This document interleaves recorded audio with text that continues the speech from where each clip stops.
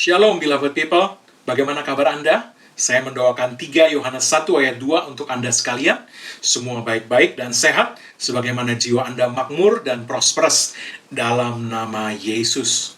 Sebagaimana kita telah lakukan beberapa minggu ini, kali ini kita kembali akan memperkatakan firman Tuhan, yang kali ini berfokus bukan hanya untuk perlindungan, namun juga untuk membalikan keadaan. Kalau sebelumnya kita menikmati firman Tuhan sebagai obat sorgawi dari Bapa kita di sorga, kali ini kita akan mempergunakannya sebagai pedang roh yang akan menusuk musuh-musuh kita dan menyingkirkan mereka dari jalan hidup kita.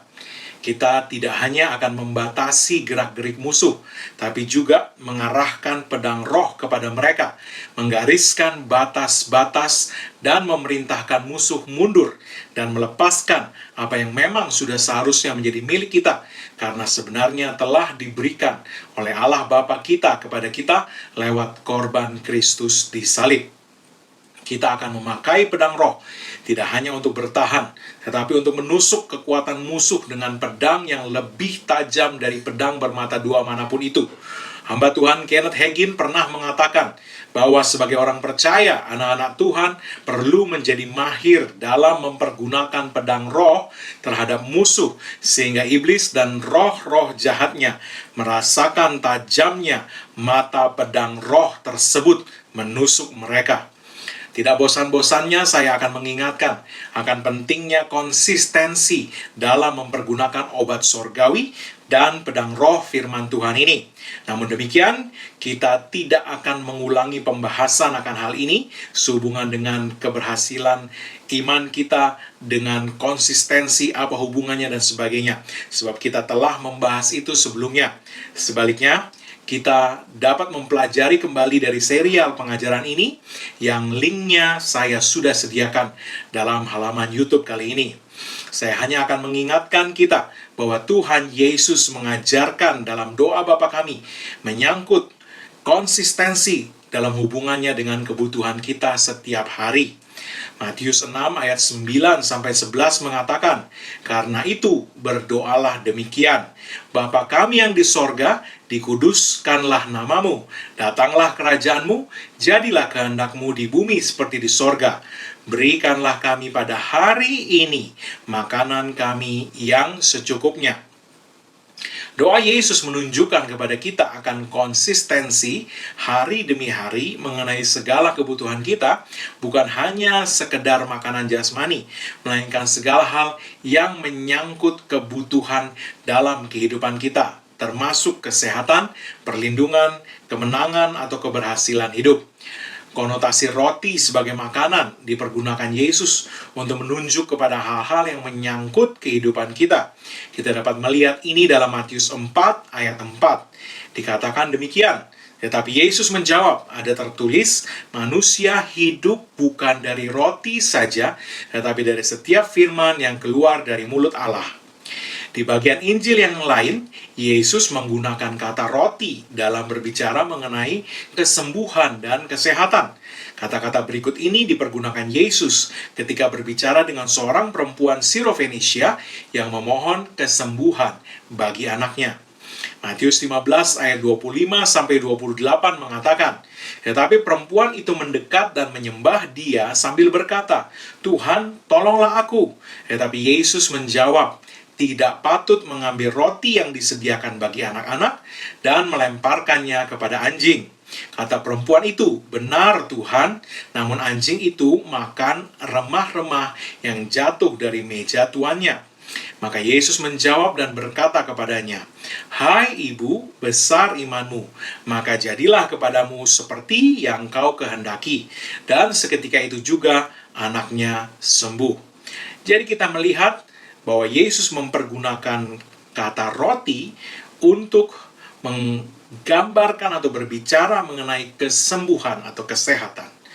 Dan kita juga telah melihat tadi bahwa dalam doa Bapa kami, Yesus mengajar murid-muridnya untuk setiap hari secara konsisten berdoa untuk makanan, yaitu segala kebutuhan mereka. Jadi sekali lagi saya mengingatkan akan pentingnya konsistensi dalam mempergunakan obat surgawi dan pedang roh firman Tuhan menyangkut kesehatan, perlindungan, kemenangan, dan segala hal lain yang kita butuhkan dalam hidup kita.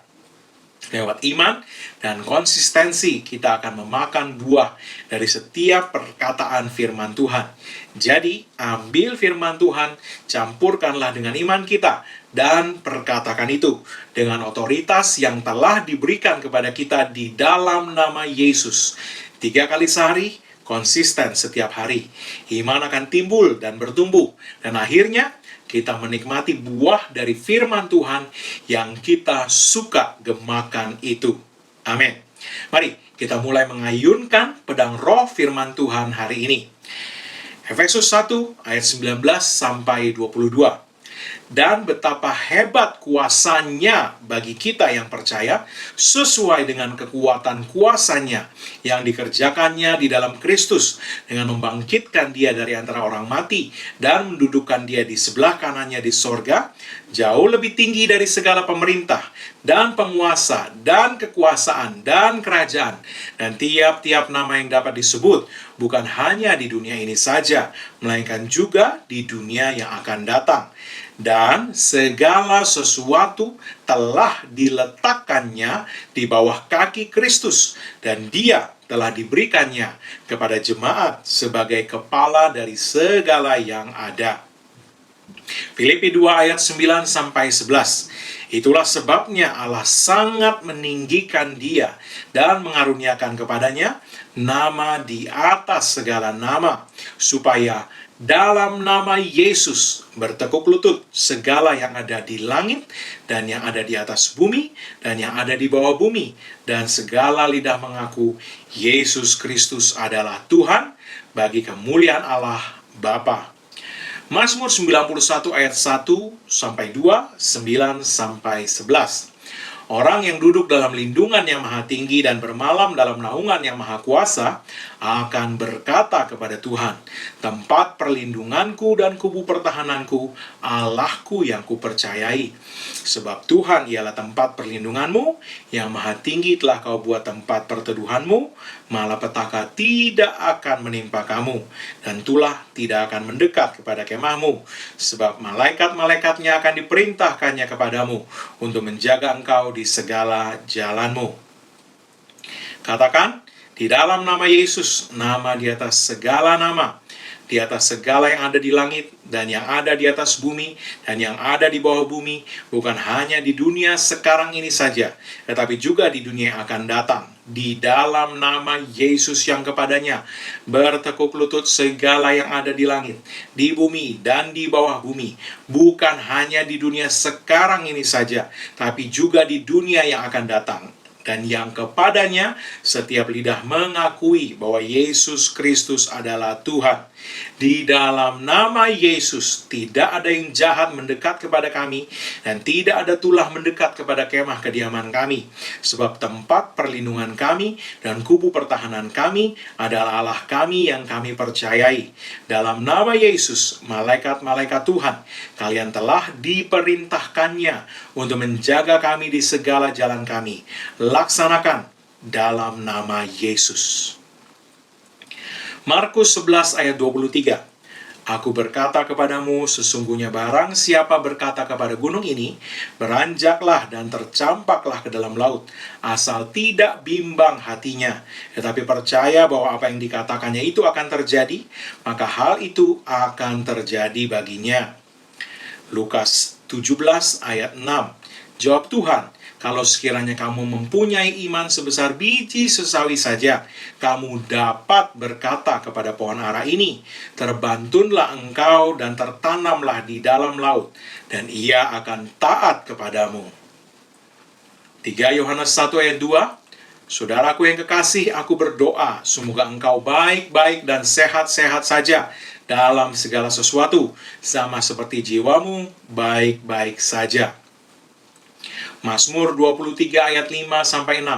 Engkau menyediakan hidangan bagiku di hadapan lawanku, engkau mengurapi kepalaku dengan minyak, pialaku penuh melimpah. Kebajikan dan kemurahan belaka akan mengikuti aku seumur hidupku. Katakan, dalam nama Yesus, aku hancurkan kuasa maut, celaka, kecelakaan, malapetaka, sakit penyakit, kelemahan tubuh, kekurangan, penurunan, perpecahan, kegagalan, kedaruratan, dan segala yang jahat. Hanya kebajikan dan kemurahan belaka naik terus dan tidak turun, mengikuti dan menjadi bagian kami senantiasa. 1 Petrus 2 ayat 24. Ia sendiri telah memikul dosa kita di dalam tubuhnya di kayu salib, supaya kita yang telah mati terhadap dosa, hidup untuk kebenaran. Oleh bilur-bilurnya, kamu telah sembuh. Matius 17 ayat 20. Ia berkata kepada mereka, karena kamu kurang percaya, sebab aku berkata kepadamu, sesungguhnya, sekiranya kamu mempunyai iman sebesar biji sesawi saja, kamu dapat berkata kepada gunung ini, pindah dari tempat ini ke sana, maka gunung ini akan pindah dan takkan ada yang mustahil bagimu. Katakan, dalam nama Yesus, aku sudah disembuhkan Yesus sejak 2000 tahun lalu, sesuai 1 Petrus 2 ayat 24. Oleh bilur-bilur Yesus aku sudah sembuh. Karena itu, dalam nama Yesus, aku menolak segala tipu muslihat iblis untuk membuat aku menerima apa yang kelihatannya sebagai kebenaran. Hanya firman Tuhanlah kebenaran. Karena itu, aku menolak untuk memberi imanku mempercayai gejala apapun yang ditunjukkan iblis kepadaku untuk membuat aku percaya bahwa firman Tuhan tidak bekerja atau tidak berhasil dalam hidupku. Dalam nama Yesus, iblis, bawa semua gejala palsu yang kamu tunjukkan untuk membuat seolah 1 Petrus 2 ayat 24 tidak bekerja. Dalam nama Yesus, enyahlah dan bawa segala tipu muslihat dan kebohonganmu pergi dari hidupku. Filipi 4 ayat 19, Allahku akan memenuhi segala keperluanmu menurut kekayaan dan kemuliaannya dalam Kristus Yesus. Ayub 22 ayat 28. Thou shalt also decree a thing. Engkau juga akan menetapkan sesuatu, and it shall be established unto you. Dan itu akan dilaksanakan bagimu. And the light shall shine upon thy ways. Dan terang akan bersinar atas jalan-jalanmu. Lukas 17 ayat 6, jawab Tuhan, kalau sekiranya kamu mempunyai iman sebesar biji sesawi saja, kamu dapat berkata kepada pohon ara ini, terbantunlah engkau dan tertanamlah di dalam laut, dan ia akan taat kepadamu. Katakan, dalam nama Yesus, Filipi 4 ayat 19 adalah kebenaran dalam hidupku. Allahku memenuhi segala kebutuhanku menurut kekayaan dan kemuliaannya dalam Kristus Yesus. Karena itu, dalam nama Yesus, iblis, hentikan setiap pekerjaanmu mencuri keuanganku. Dan dalam nama Yesus, malaikat Tuhan, bekerjalah untuk memastikan segala suplai sorga atas keuanganku sampai sepenuhnya kepadaku. Dalam nama Yesus, aku menetapkan dan mendeklarasikan penghasilanku sebulan adalah, silakan Anda sebutkan jumlahnya sesuai iman dan kebutuhan Anda. Aku mengakui hikmat Tuhan bekerja di dalam aku, sehingga kekayaan yang dianugerahkan Tuhan kepadaku terus bertumbuh dan tidak berkurang, naik terus dan tidak turun dalam nama Yesus.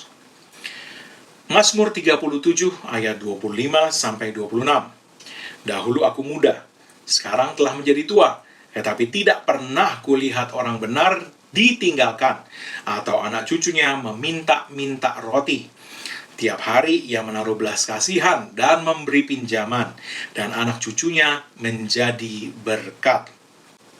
Mazmur 91 ayat 16, dengan panjang umur akan ku kenyangkan dia, dan akan ku perlihatkan kepadanya keselamatan daripadaku. Ibrani 8 ayat 6, but now had he obtained a more excellent ministry. Tapi sekarang ia telah mendapatkan pelayanan yang jauh lebih sempurna. By how much also he is the mediator of a better covenant.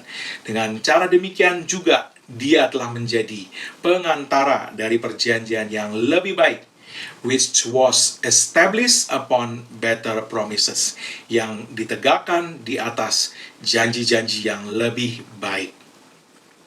Katakan, dalam nama Yesus aku mengakui, sesuai Mazmur 37 ayat 25-26, bahwa kami adalah orang-orang benar di dalam Kristus.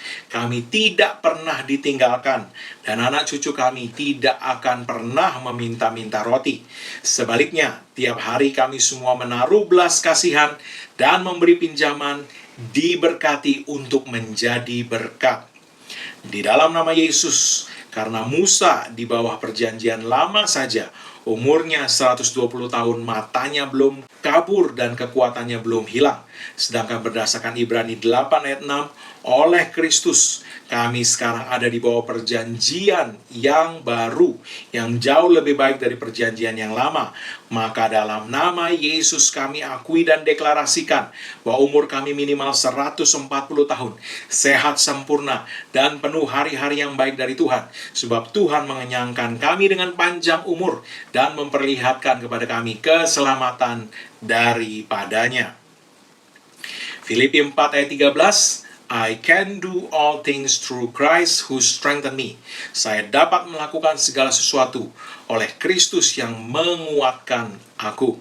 Amsal 2 ayat 6, karena Tuhanlah yang memberikan hikmat, dari mulutnya datang pengetahuan dan kepandaian.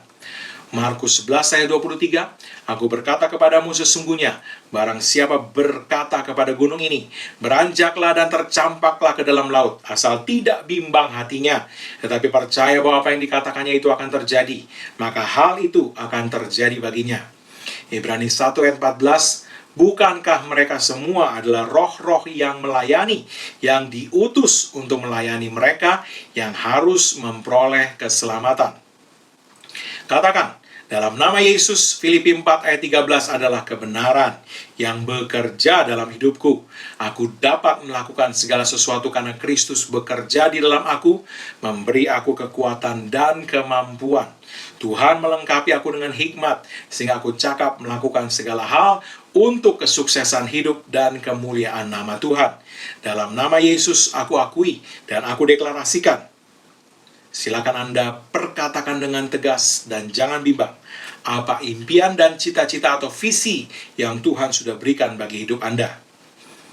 Dalam nama Yesus, aku memanggil pelayanan malaikat-malaikat Tuhan diaktifkan sepenuhnya untuk mencapai semuanya ini. Amin. Haleluya. Kita telah melepaskan kuasa pedang roh firman Tuhan hari ini untuk perlindungan, kelimpahan, dan kesuksesan hidup. Minggu depan, kita akan melanjutkan dengan fokus mematahkan dan membalikkan segala pekerjaan iblis dari hidup kita, sehingga segala rencana jahatnya dibatalkan. Dan yang kita nikmati hanyalah segala rancangan baik yang Tuhan sudah sediakan untuk kita. Bangun iman Anda, dan terus lepaskan kuasa pedang roh ini dengan secara konsisten meletakkannya di mulut Anda tiap hari. Dengan iman dan konsistensi, kita pasti melihat manifestasi. Haleluya. Tuhan memberkati. Bapak Ibu Saudara yang kasih Tuhan, saya menutup dengan menunjukkan cara Tuhan untuk meletakkan berkat atas seseorang. Bilangan 6 ayat 22 sampai 27 mengatakan, Tuhan berfirman kepada Musa, berbicaralah kepada Harun dan anak-anaknya, beginilah harus kamu memberkati orang Israel. Katakanlah kepada mereka, Tuhan memberkati engkau dan melindungi engkau. Tuhan menyinari engkau dengan wajahnya dan memberi engkau kasih karunia. Tuhan menghadapkan wajahnya kepadamu dan memberi engkau damai sejahtera. Demikianlah harus mereka meletakkan namaku atas orang Israel, maka aku akan memberkati mereka. Beginilah harus kamu memberkati orang Israel. Bagaimana?